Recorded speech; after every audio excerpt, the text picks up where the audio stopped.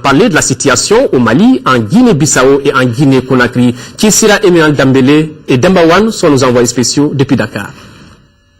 Cette session extraordinaire de la conférence des chefs d'État et de gouvernement de la CEDEAO sera certainement un tournant décisif dans la vie de la communauté. Elle a en tête de menu des questions économiques qui ont longtemps été l'objet de réflexion et de négociations. Il s'agit du tarif extérieur commun. Donc en adoptant ce tarif, on va vers l'union douanière dans l'espace CEDEAO. C'est comme si on a un code douanier, c'est le code douanier au niveau de toute la CEDEAO. Donc cela va nécessiter l'harmonisation des différents codes au niveau national. Après ça, il y a la question de la monnaie. Parce que tant qu'on n'aboutit pas à la monnaie unique, c'est que l'intégration n'a pas été définitive. Donc comme vous le savez, au niveau de l'IMOA, on a les francs CFA. Donc on entend de mettre les efforts nécessaires pour créer ce qu'on appelle la deuxième zone monétaire.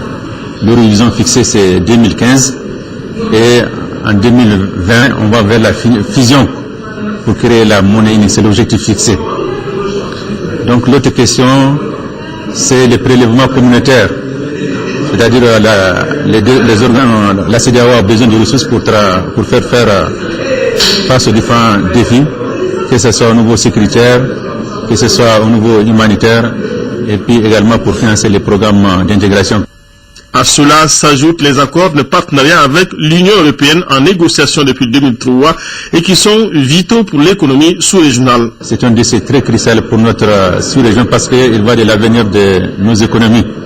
Donc on est prudent dans la démarche. L'Union européenne également c'est un grand partenaire avec lequel également on poursuit notre coopération. Et pratiquement il y a un consensus sur la plupart des questions. L'accord, c'est un accord de 115 articles. On est parvenu à un accord sur les 111 articles. La différence se situe au niveau des 4 articles. C'est donc sûr que les décisions que les chefs d'État prendront à Dakar iront dans le sens de l'adoption définitive de ces mesures. Elles sont supposées consolider l'intégration et réguler les relations avec l'Union européenne et l'Organisation mondiale du commerce. La rencontre de ce jour, essentiellement consacrée aux dossiers économiques de l'heure, doit préparer notre organisation à aborder dans les meilleures conditions les prochaines négociations économiques et commerciales avec les autres ensembles régionaux, notamment l'Union européenne, et poser les bases d'une prospérité partagée. La CEDEAO a salué l'élection d'un président de la République et le retour de la légalité constitutionnelle au Mali. Le sommet qui a condamné les actes terroristes récemment perpétrés au Kenya et dans le nord du Mali a estimé que la lutte contre le terrorisme n'est pas terminée. C'est pourquoi le président en exercice de la communauté a invité les pays membres à rester solidaires et la communauté internationale à soutenir la lutte contre ce phénomène et contre l'insécurité. Restons toujours à Dakar où les travaux du 17e sommet de l'UEMOA se sont achevés hier.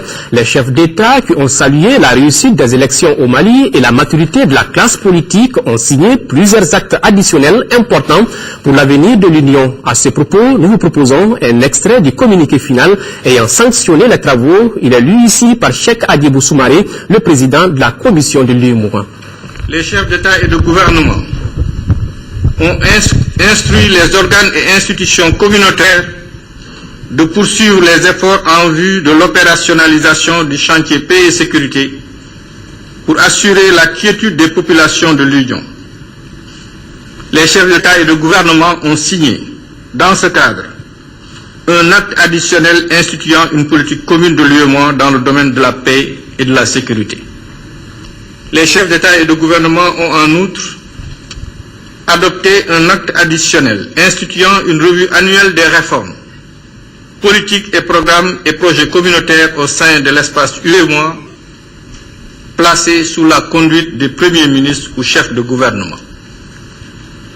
Dans l'optique de donner une impulsion significative à la sécurité de l'aviation civile d'une part et à la culture dans l'Union d'autre part, les chefs d'État et de gouvernement ont adopté un acte additionnel portant création de l'agence communautaire de supervision de la sécurité et de la sûreté de l'aviation civile et un acte additionnel portant institution de la politique commune de développement culturel au sein de l'UEMOA. Autre grand titre de ce journal, les ministres en charge des télécommunications de l'espace IMOA sont en conclave ici à Bamako. Ils font le bilan des actions entreprises et dégagent donc les perspectives pour les 3 années à venir. La réunion ministérielle se penche sur la stratégie et le plan d'action pour la promotion des transitions de l'analogique vers le numérique pour la radio et la télévision. La réunion de Bamako permettra de donner les orientations nécessaires à la réussite du processus d'intégration en matière de nouvelles technologies de l'information. La cérémonie d'ouverture était présidée par le Premier ministre, compte rendu Bourama Traoré. Une réunion de haut niveau des ministres en charge des télécommunications de l'UEMOA, une question fondamentale sur la table de discussion. Comment développer davantage et de façon harmonieuse le secteur des télécommunications et des TIC dans l'espace UEMOA. Dans cette perspective, 3 chantiers retiendront particulièrement notre attention, à savoir la stratégie et le plan d'action pour la promotion du secteur des TIC propose des projets à mettre en œuvre. L'approbation de ces documents permettra à la Commission de rechercher le financement des 10 projets. En ce qui concerne la transition de l'analogique vers le numérique pour la radio et la télévision, la Commission de l'UEMOA voudrait requérir vos avis et orientations sur les actions engagées au niveau régional. Le délai fixé par l'Union internationale des télécoms, l'UIT, pour l'achèvement de la transition numérique étant proche, juin 2015, la Commission souhaite vous informer sur le niveau de préparation des tests communautaires qui régiront le paysage audiovisuel de notre sous-région. Enfin, l'itinérance mobile ou roaming est un sujet de préoccupation dans notre sous-région en raison notamment des tarifs élevés, de la mauvaise qualité de service et de l'information insuffisante des consommateurs. En vue de corriger cette situation, la commission de l'UEMOA a élaboré un texte communautaire. Le document doit faire l'objet d'une communication au cours de cette réunion ministérielle. Une autre solution proposée, c'est la mise en place des réseaux sous-régionaux à haut débit pour assurer une meilleure circulation de l'information dans l'espace UEMOA. Pour cela, je vous encourage à intensifier vos politiques de construction de liaisons nationales à haut débit pour aboutir à un réseau sous-régional de fibre optique sécurisé et fiable. La problématique de la mise en œuvre du service universel devient de plus en plus préoccupante dans notre espace. En effet, avec la convergence des technologies et des services, il est impératif pour les acteurs que vous êtes, messieurs les ministres, de procéder à une nouvelle définition du service universel dont la mise en œuvre permettra d'impulser de façon durable le développement de nos zones rurales ou éloignées. J'espère que des recommandations pertinentes seront prises par rapport aux meilleures pratiques en matière de conception et de mise en œuvre du service universel. Faire des nouvelles technologies de l'information et de la communication un meilleur outil d'intégration sous-régionale, voilà à quoi travaillent les ministres en charge des télécommunications de l'UEMOA. L'atteinte de cet objectif passe par la définition des orientations claires. Je voudrais rappeler que l'Union économique et monétaire ouest-africaine s'attelle dans le domaine des télécommunications à définir un schéma d'amélioration des infrastructures et des systèmes de télécommunications reliant les États, à prendre les dispositions relatives à la libéralisation des services de télécommunications en leur donnant un caractère graduel afin de permettre l'adaptation du secteur aux perspectives offertes par la libéralisation du marché de l'Union. Pour l'atteinte de ces objectifs et en tenant compte de l'évolution rapide du secteur, les ministres en charge des télécommunications et des TIC au sein de l'espace UEMOA se réunissent périodiquement pour évaluer les actions entreprises et donner les orientations nécessaires à la réussite du processus d'intégration en matière de nouvelles technologies de l'information. Voilà tous les sens de la réunion de Bamako, une réunion qui intervient après celle des experts de l'Union. Les conclusions de cette rencontre doivent être examinées par les ministres en charge des télécommunications en vue de dégager de nouvelles perspectives pour les années à venir. Le Premier ministre Oumar Tatamali a reçu cet après-midi en audience le secrétaire exécutif du Haut Conseil national de lutte contre le sida. Les deux personnalités ont discuté des dispositions à prendre après la crise au Mali. Nous y reviendrons dans nos prochaines éditions avec Youssouf Diakité. À l'occasion de la cérémonie solennelle de prestation de serment du médiateur de la République, le protocole de la République invite à la salle des banquets de la présidence de la République à Koulouba le samedi 26 octobre 2013 les personnalités suivantes: tous les membres du gouvernement, le cabinet de la présidence, tous les présidents d'institutions, son excellence monsieur le doyen du corps diplomatique, le cabinet et la famille des invités du médiateur de la République, les anciens médiateurs de la République, monsieur le gouverneur du district de Bamako, le maire du district de Bamako, les familles fondatrices de Bamako, le président du Haut Conseil islamique, l'archevêque de Bamako, le président de l'association des groupements évangéliques et protestantes du Mali, mise en place terminée à 18h30. Lors de la passation de commandement hier au camp militaire de Kati, le ministre de la Défense et des anciens combattants est revenu sur les événements du 30 septembre. Pour Soumeilou Boubei Maïga, les dossiers sont au niveau de la justice. Il est interrogé ici par Adama Koulibaly. La suite des événements du 30 septembre, les services d'investigation, les différents services sont mis à faire les investigations qui s'imposaient et à transmettre aux autorités judiciaires les dossiers qui méritaient d'être transmis pour dire que sur ce qui a été constaté, personne ne sera au-dessus de la loi et ils vont poursuivre les enquêtes jusqu'au bout parce que le rôle de l'État dans cette situation, et notre rôle à nous, c'est d'avoir une action impartiale, sans parti pris, et de faire en sorte que la loi, les règlements soient respectés par tous. C'est-à-dire que le parquet de la commune 3 aurait une information judiciaire, une procédure judiciaire, et ça ne relève plus de nous. Nous avons terminé notre part là-dedans, notre part c'est de fournir les éléments de preuve que nous avons pu rassembler pour que la justice suive son cours normal et que ceux qui ont été victimes puissent avoir des réparations, que ceux qui ont été coupables de crimes ou d'autres puissent être punis conformément à la loi. Les observateurs de la mission de l'Union africaine pour le Mali et le Sahel, MIACEL, séjournent au Mali depuis 7 mois maintenant. Ils se sont rendus dans les régions du Nord et dans le district de Bamako pour constater les cas de violation des droits de l'homme pendant la crise qu'a connue notre pays. La mission a produit un rapport dans lequel elle demande aux autorités maliennes de mettre l'accent sur la bonne gouvernance. Pour plus de précisions, écoutons le chef de la mission de l'Union africaine pour le Mali et le Sahel, Reine Alapini Gansou, est interrogé par Mohamed Diarra. En matière des droits de l'homme, on ne peut jamais dire, même dans une situation de paix relative ou alors dans une situation dite d'état de droit et de démocratie, on ne peut pas dire que les droits de l'homme, que tout va bien en matière des droits de l'homme. Qui plus est dans un pays comme le Mali qui sort de cette crise très difficile, on ne peut pas dire que tout va bien. Il y a eu des violations des droits de l'homme au Mali. Nous l'avons relevé et nous ne sommes pas les premiers d'ailleurs à relever cela. Il y a eu des violations des droits de l'homme comme quoi par exemple? Il y a eu des violations des droits de l'homme, il y a eu des atteintes à la vie des populations, il y a eu des déplacés internes, c'est des questions de violation. Il y a eu des réfugiés qui ne sont même pas encore rentrés chez eux. Il y a la question des femmes qui en temps normal sont déjà dans un état de pauvreté extrême. Mais ajouter à cela la situation de crise au Mali, il faut prendre leur situation en charge.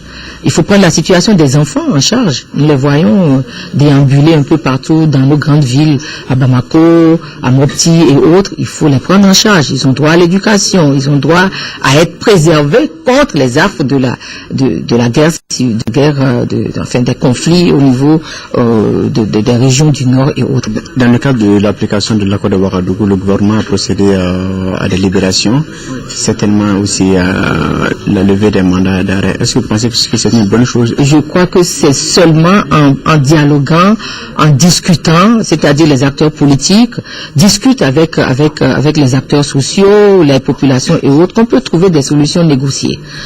Et parlant de l'impunité, je crois qu'il faut toujours penser aux victimes.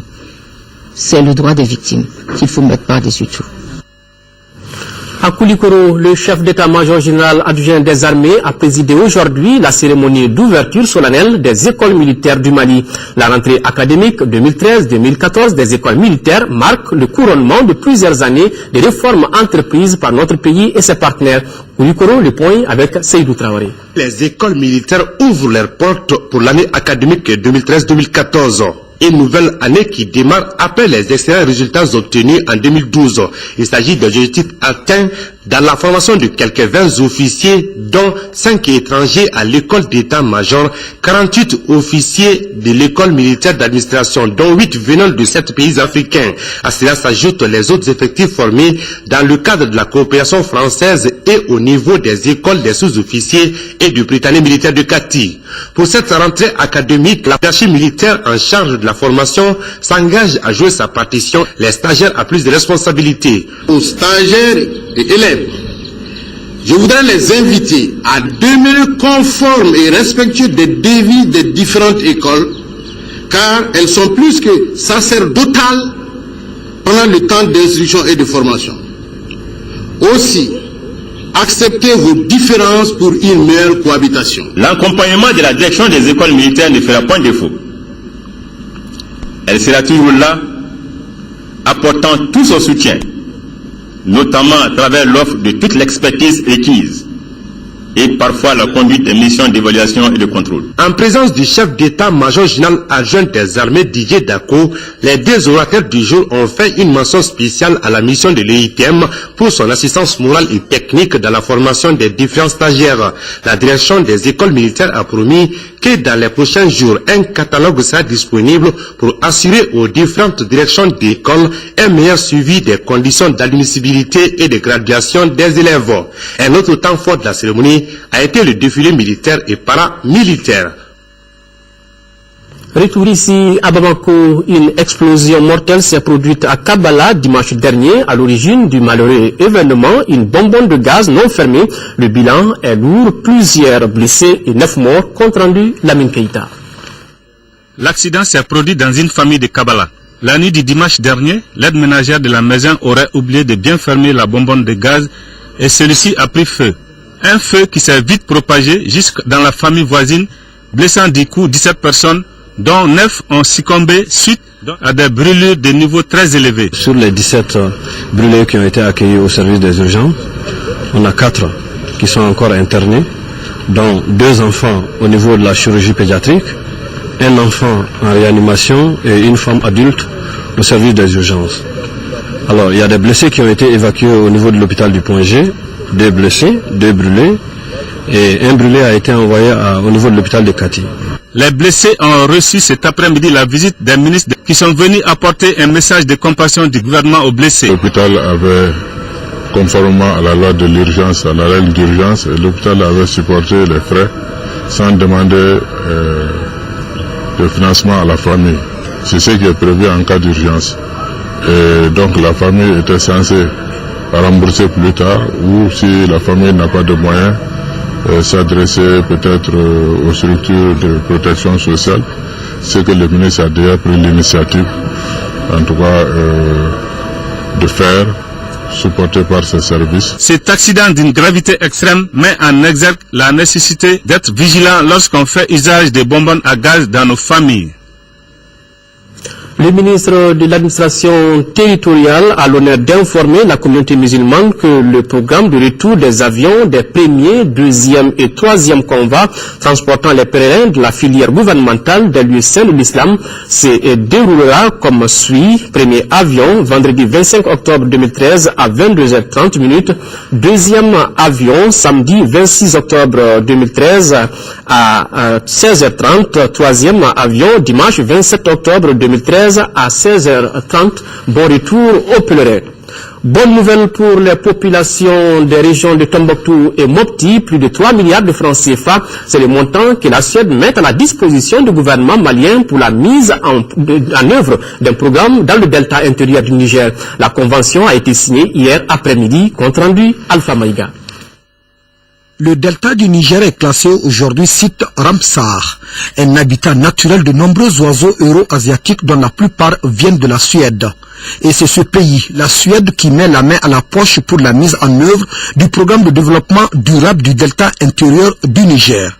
2 ans, c'est la durée du programme. La contribution suédoise au financement du programme de 3 années de 2013 à 2015 est de environ 3,2 milliards francs CFA.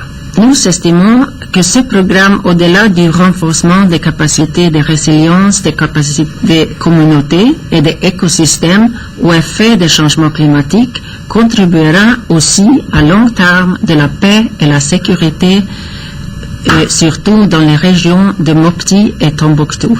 Il s'agira pour les autorités du pays d'une vision partagée, celle qui tourne autour de la lutte contre la pauvreté et surtout le développement durable dans le delta intérieur du Niger.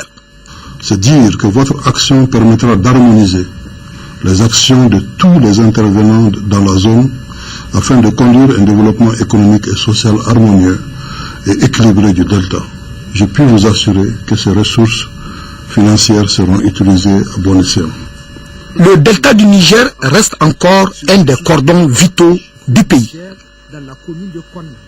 Joli environnement, un bilan à mi-parcours. Le programme d'assainissement lancé il y a de cela quelques jours dans le district de Bamako commence à porter ses fruits. L'amélioration du cadre de vie, récupération des espaces de sport par les jeunes, ce sont là quelques acquis constatés ce matin au cours d'une visite effectuée par le ministre de l'Environnement et de l'Assainissement sur les sites de dépôt d'ordures en commune 3 et 2 du district de Bamako, Alpha Maïga. Regardez le site des tas d'ordures du Kandig. De l'autre côté, en Tomokrobougou, ce sont 30 000 mètres cubes d'ordures qui sont ainsi étalés. Voici les mêmes lieux, 3 semaines après le lancement de l'opération d'urgence d'assainissement de Bamako. Ça nous a fait du bien, parce qu'il y avait trop de moustiques, trop de mouches, on était trop dérangés, trop d'odeurs. Et maintenant, vraiment ça va. Aujourd'hui, je suis très contente du fait qu'on a pu enlever le dépôt d'ordures. Ça empêchait les malades de venir en consultation au niveau du centre de santé. Parce qu'il y en a même qui ont du mal à comprendre comment est-ce qu'on peut installer un centre de santé auprès d'un dépôt d'ordures. Au total, ce sont 49 000 mètres cubes de déchets qui viennent ainsi d'être évacués. Les acquis sont édifiants en commune 3 et commune 2, visités par les responsables du ministère de l'Environnement et de l'Assainissement. Nous avons constaté avec plaisir que les enfants, les jeunes, ils ont beaucoup de plaisir à retrouver leur terrain de sport, de football qui était totalement occupé par ces tas d'ordures. Il y a les écoles qui sont à côté. Ces écoles avaient des problèmes de fréquentation à cause des tas d'ordures et des problèmes de santé qui s'opposaient aux enfants. Beaucoup de parents d'élèves avaient commencé à enlever leurs enfants au niveau de ces écoles. 900 millions de francs CFA, c'est le montant investi par le gouvernement de la République pour la réalisation du programme dans un délai de 4 mois. En 3 semaines, le taux de réalisation s'élève à 17%. Ce qui a été fait est satisfaisant. Mais nous avons toujours 2 points qu'il faut mettre en avant. Premièrement, c'est l'implication des populations. Le deuxième point, c'est si on dégage des stocks. Le complément, c'est de dégager les déchets journaliers, les déchets produits journalièrement. Sinon, le stock se reconstitue. Nous avons vu qu'au niveau du dépôt de Médine, devant le CFP, il y a quand même une file extraordinaire de charrettes qui attendent. Ils sont 78 et ces charrettes vont encore redéposer les tas d'ordures qui ont été dégagés il y a 2 jours. Sur les lieux, des vendeurs de boissons et de galettes au milieu des tas d'ordures. Pire, cet homme, prenant tranquillement son thé, comme s'il était porteur d'un antivirus contre les déchets. Il y a 4 ans de cela, Médecins du Monde initiait le projet Sahel visant l'accès aux soins de santé des populations dans les districts sanitaires de Koro au Mali, Djibo au Burkina Faso et Keïta au Niger. Un projet qui vient de prendre fin. Les acteurs de cette initiative se sont réunis dans la capitale burkinabé pour faire le bilan de leurs réalisations dans les 3 districts sanitaires. Un bilan jugé satisfaisant. Nos envoyés spéciaux à Ouagadougou, Adama Kodjo et Seydou Sissoko. Avec une population de 410 558 habitants, le district sanitaire de Koro, situé dans la région de Mopti, a bénéficié d'un certain nombre d'avantages du projet. Et pour ce qui concerne essentiellement la référence évacuation, avec ce projet-là, la caisse de solidarité qui permet d'assurer le transport des femmes des aires de santé vers le centre de santé de référence a bénéficié d'un appui conséquent. Un taux de réalisation des césariennes a connu une amélioration. En 2010, ce taux était à 0,8% et en 2011, par exemple, ce taux a augmenté à 1,6%. Avec l'appui du projet, des supports de gestion ont été mis à la disposition du personnel et des membres d'Assaco. Les résultats obtenus sont le fruit d'une étroite collaboration durant 4 ans entre les agents de santé de Koro, médecins du monde et les élus locaux. Même si le projet prend fin aujourd'hui, nous pensons qu'à partir de là, il y a matière à travailler parce que nous pouvons réfléchir à partir de là et améliorer ce système nous-mêmes. On voulait accompagner l'accès aux soins et faire en sorte que ce projet il soit repris par les autorités de santé et par les autorités locales. Je pense que le projet qui visait d'être un starter pour améliorer la santé a bien fonctionné. Les représentants du ministre de la Santé du Burkina Faso, tout comme les élus locaux des communes de Djibo et Keita, ont salué Médecins du Monde pour les différents appuis.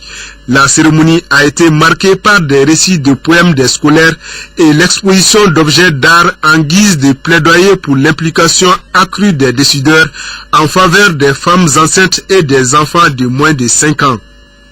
Après Ouaga, direction Paris, après quelques années d'isolement, les artisans maliens se lancent à l'assaut du marché européen. Une foire exposition se tient en ce moment à Villeneuve dans la région parisienne. Le ministre de l'Artisanat et du Tourisme est sur place pour donner plus de visibilité à l'événement. Reportage Magamfim Konaté. Après 2 années d'absence, l'artisanat malien est de retour à Paris. Pour la première fois, le Mali expose son savoir-faire à Villetaneuse. Il s'agit donc de présenter le Mali comme une terre d'accueil immédiat, d'amitié et de solidarité, qui bien évidemment nous compte d'honneur. Du bazin, du bogolan, la bijouterie, la maroquinerie, les produits cosmétiques à base du beurre de karité, les objets décoratifs, l'artisanat touareg, tout est représenté à cette foire exposition. Une véritable rencontre avec le Mali et une solidarité affirmée avec les artisans maliens, diront Karine Juste. On sait combien l'artisanat est important dans l'économie du Mali. Leur permettre de faire connaître leur artisanat, c'est permettre aussi de faire vivre l'économie. Donc c'est un acte de solidarité pour nous important et qui s'ancre de relations qu'on a nombreuses depuis un certain temps, notamment dans le cadre de la coopération décentralisée avec Koniakari dans la région de Kanya. Jeux de société et univers décoratifs touareg sont aussi au rendez-vous. Occasion pour Madame le ministre de l'Artisanat et du Tourisme d'affirmer que la destination du Mali est maintenant sûre et même très sûre. Il y a une certaine stabilité au niveau du Mali et que les touristes, pourquoi pas, les touristes peuvent déjà venir dans le sud et même dans les zones de Tombouctou. Donc c'est dans ce cadre-là que nous avons fait ce déplacement et prendre contact avec plusieurs mairies, la mairie de Montreuil, la mairie de Ivry. Donc là, nous sommes convenus d'un planning que nous ferons au courant de 2014. Donc là, c'est une première édition à Villetaneuse. Cette foire exposition se poursuit à Villetaneuse jusqu'au dimanche 27 octobre. Avis donc aux amateurs d'objets d'art décoratifs made in Mali. Voilà, sur place, l'ambassadeur du Mali en France, Boubacar Sidiki et Toué. Nous sommes en France, nous y restons là-bas. Le ministre Moustapha Ben Barka, en compagnie, donc en charge des investissements, participe depuis mercredi dernier à la 7e rencontre internationale sur le partenariat public-privé. Le ministre malien a eu plusieurs rencontres avec les investisseurs de plusieurs secteurs. Il a également participé à une rencontre sur les opportunités d'investissement en Afrique où il a décliné la nouvelle politique gouvernementale en matière d'investissement privé. Makamfin Konaté. Le Mali post-crise fera de la décentralisation le moteur de son développement. Participant à la 5e rencontre internationale sur le partenariat public-privé, Le ministre Moustapha Ben Barka, chargé de la promotion des investissements, est venu charmer les investisseurs internationaux. Pour le ministre Ben Barka, un boulevard d'opportunités s'offre désormais pour les investisseurs au Mali. Un boulevard qui s'ouvre aussi bien pour le secteur public, mais également pour le secteur privé, pour saisir des opportunités dans différents secteurs. Nous avons l'agriculture aujourd'hui qui est un secteur porteur dans lequel nous allons baser le développement économique du Mali, à travers cela la création et également l'impulsion de PPP dans les infrastructures économiques, l'énergie, les télécommunications, les transports. Secteurs transversaux qui permettront de redynamiser l'économie du Mali, les investissements à ce niveau bénéficieront de toute l'attention du gouvernement malien. C'est donc un véritable avocat du secteur privé que le ministre Ben Barka s'est adressé aux investisseurs. Je défends les intérêts du secteur privé parce qu'aujourd'hui il faut qu'il y ait quand même une compréhension et une synergie d'action entre le public et le privé. Il n'est pas toujours dit, nous avons toujours vu en Afrique, quand on parle de PPP, c'est toujours l'État qui est en avant. Non, c'est l'État et le secteur privé qui doivent être en avant pour vraiment qu'on ait vraiment un vrai secteur de PPP qui puisse contribuer au développement de nos économies. Une réforme ambitieuse qui profitera surtout aux collectivités décentralisées. L'État malien entend désormais favoriser l'implication du secteur privé malien et international dans le développement des collectivités, soutient le ministre Ben Barka. Nous avons l'ambition aujourd'hui de réformer le secteur, de revoir dans quelle mesure aussi bien le secteur privé malien mais également international peuvent aujourd'hui prendre part dans le développement que nous impulsons. Et aujourd'hui, on a ambition avec la décentralisation de déconcentrer aujourd'hui l'économie malienne qui est toujours concentrée dans les grands centres urbains, mais de les décentraliser, de déconcentrer l'économie au niveau des communes. Ce qui veut dire que les PPP ne seront pas juste le fait de l'État central, mais également des communes. La bonne parole étant prêchée, les garanties étant données, les investisseurs privés peuvent désormais conjuguer le développement du Mali au futur simple.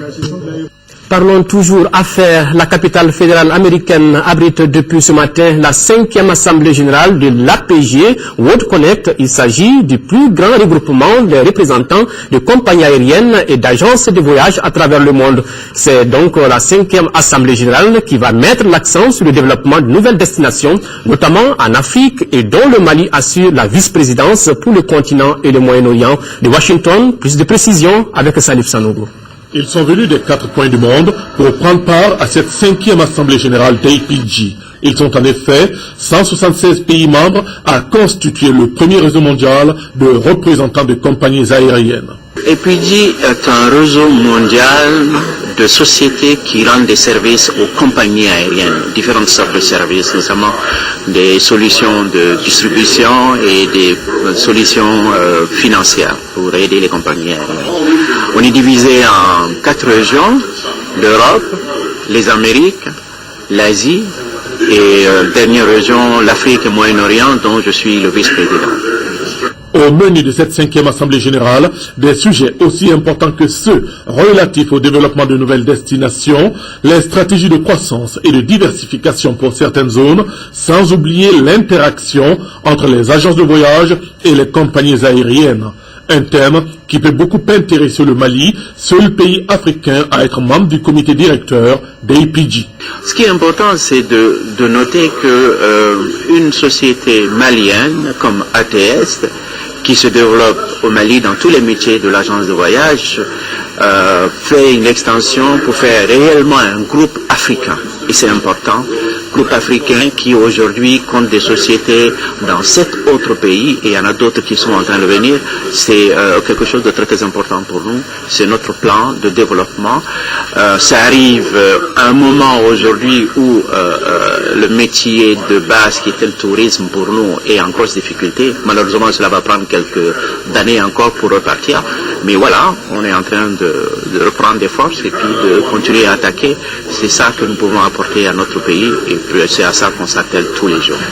Selon les spécialistes, APG est perçu comme étant l'organisation des Nations Unies dans le domaine de l'aéronautique civile et des agences de voyage. Et la présence d'Ali comme étant le seul Africain au sein du comité directeur est un message très important et cela peut avoir également de réelles retombées pour le pays. Voilà la 5e assemblée générale de APG World Connect.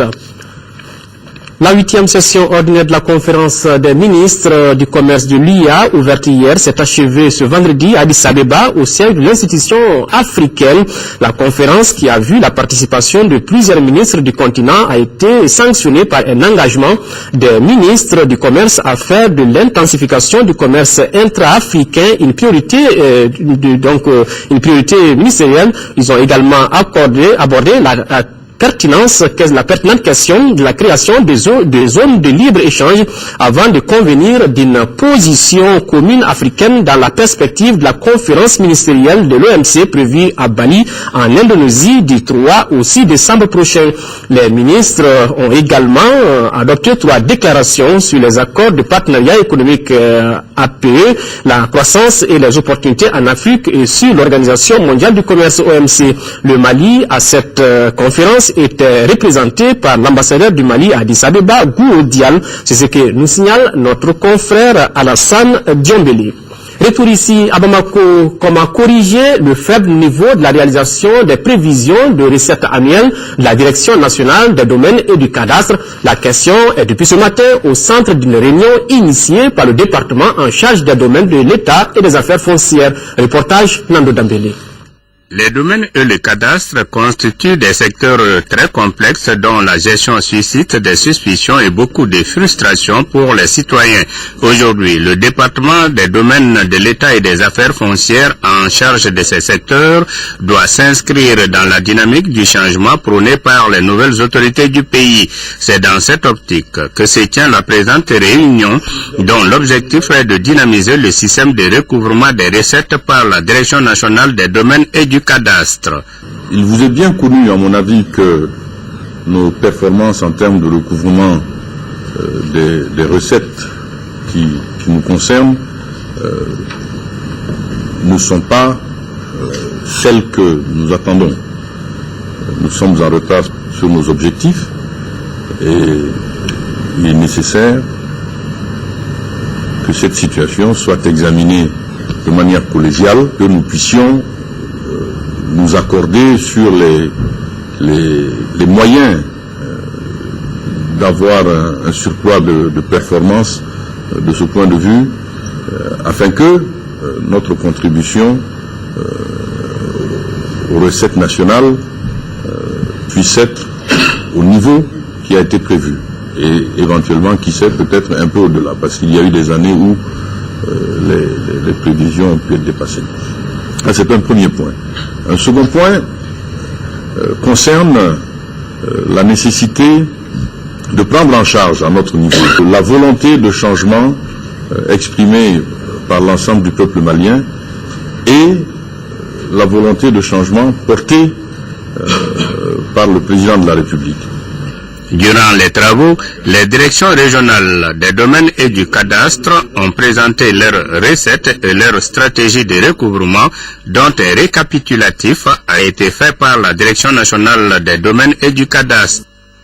Dans le cadre de la 11e édition de la Semaine nationale de la sécurité routière, le ministre de l'Équipement et des Transports a visité certaines structures. Objectif, sensibiliser les acteurs de la circulation routière sur le thème de cette 11e édition. Nous retrouvons Nando Dambélé.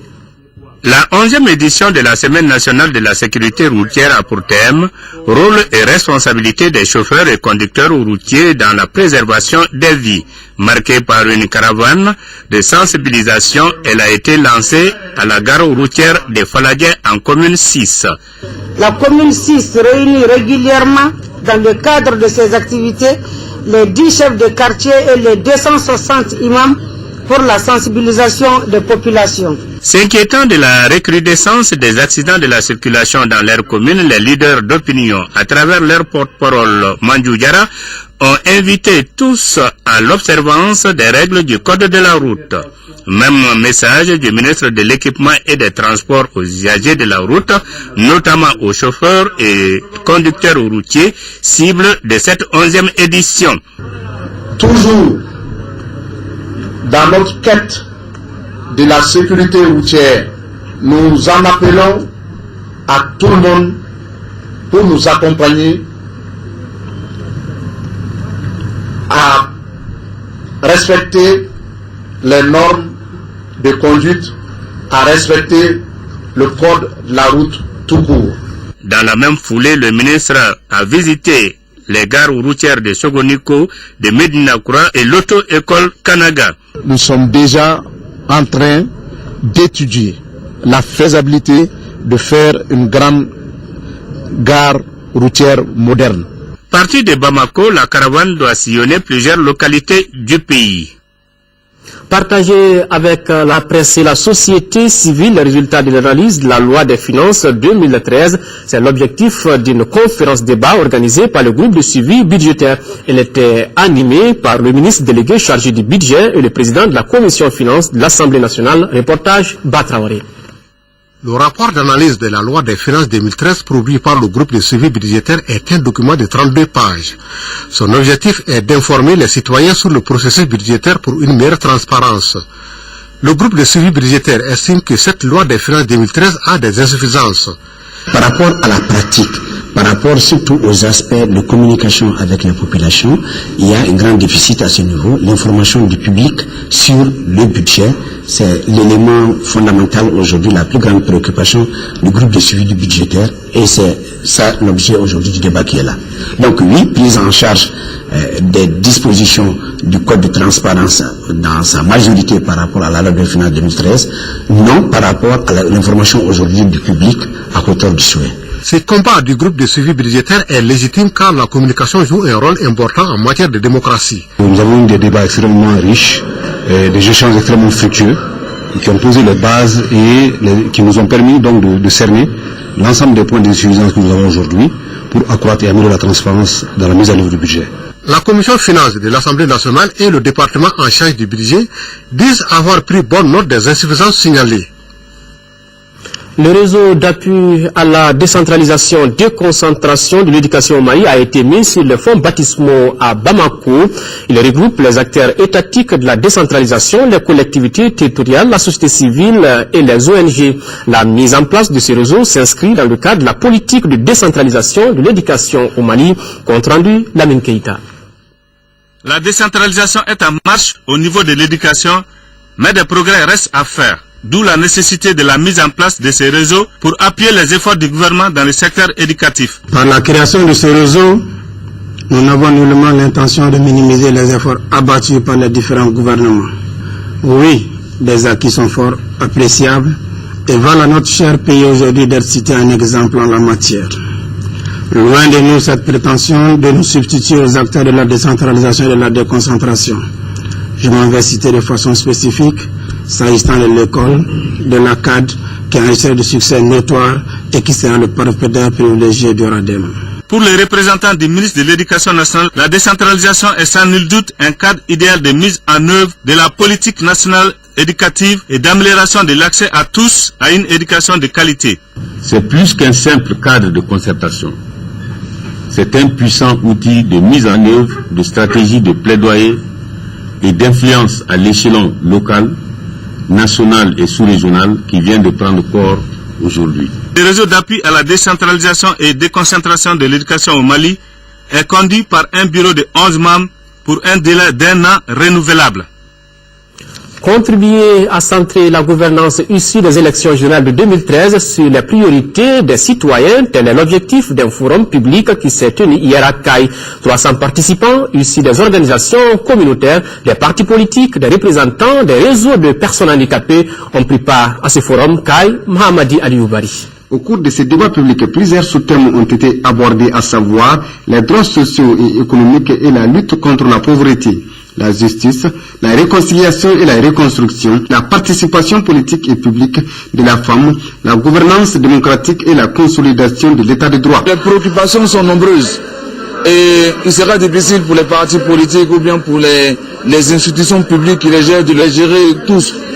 Mais c'est de donc multiplier ces genres d'espaces d'échange, de dialogue avec les populations pour les écouter un temps soit peu. Ce forum public organisé par NDI avec l'appui financier de l'USAID a regroupé plus d'une centaine de participants venus du cercle de Caille, issus des organisations communautaires, syndicales, religieuses, des partis politiques, des organisations féminines, Entre autres, le directeur du cabinet du gouverneur Kamankani dira que ce forum est venu à point nommé et il a invité les participants à faire une restitution du forum dès leur retour. Je pense qu'il y a beaucoup d'impairs que l'on commet aujourd'hui dans le cadre des élections.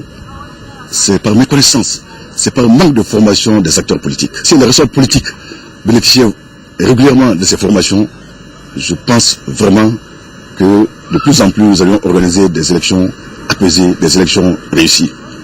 Le dit forum de NDI vise à rapprocher, en créant des espaces de dialogue et d'échange, les politiques, les institutions publiques et les citoyens, permettant aux premiers de s'enquérir des préoccupations des seconds, leurs attentes sur la gouvernance à venir en rapport avec les questions économiques, politiques et sociales.